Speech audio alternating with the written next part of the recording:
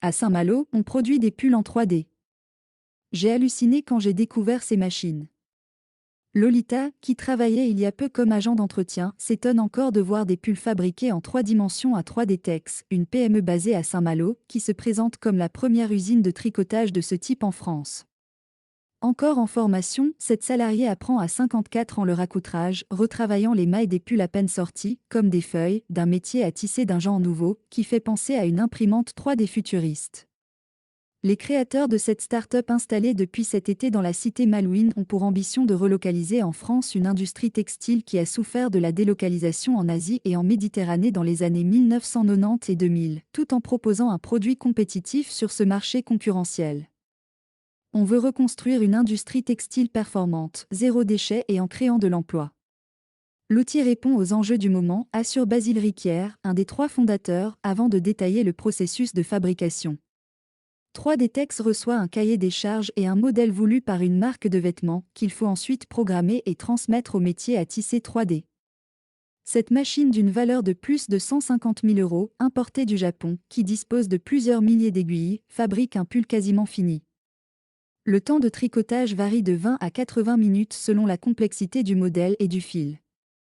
Puis viennent les finitions à la main, comme l'étiquette, et un traitement en machine pour stabiliser la maille. C'est ensuite le repassage avant la mise en sac et l'expédition. La particularité de cette technologie est qu'on fabrique des produits sans couture et on s'affranchit de ce process où il faudrait assembler manuellement des panneaux les uns aux autres, souligne M. Riquière. Cela permet selon lui de gagner en compétitivité, en confort et sur notre bilan carbone, car on génère quasiment zéro déchet, alors que dans une confection traditionnelle avec découpe des panneaux, les pertes se chiffrent entre 10% et 30%. C'est de l'horlogerie. Autre atout, cette technologie permet de raccourcir les délais de fabrication, avec des matières provenant de France et d'Europe afin de réduire l'empreinte carbone, assurent les dirigeants. Ces derniers ambitionnent de disposer de 30 métiers à tricoter pour une capacité de fabrication de 300 000 pièces par an à l'horizon 2026. Plus on monte en puissance, plus on fait baisser les coûts, ça nous permettra de concurrencer la zone euro/Med, le Maroc et la Turquie, en termes de tarifs, mais avec une fabrication française, plaide M. Riquière, qui entend bien surfer sur la vague du Made in France, amplifiée par la crise du Covid. Selon Fabienne Indré, du Centre européen des textiles innovants, CETI, se baser sur la technologie 3D permet de produire plus à la demande, sans être obligé de lancer des grandes quantités, un nouveau business model qui peut bousculer le marché. Preuve de l'intérêt suscité, la PME Malouine, qui compte une vingtaine de salariés, a bénéficié de nombreux soutiens pour son lancement, l'ADEME, Agence de l'environnement et de la maîtrise de l'énergie, la région Bretagne, Pôle emploi et France Relance. Des marques de prêt-à-porter tendance, comme Balzac Paris, ont déjà passé commande. Pascal, 54 ans, travaillait auparavant comme chauffagiste. Le textile, je ne connaissais pas du tout.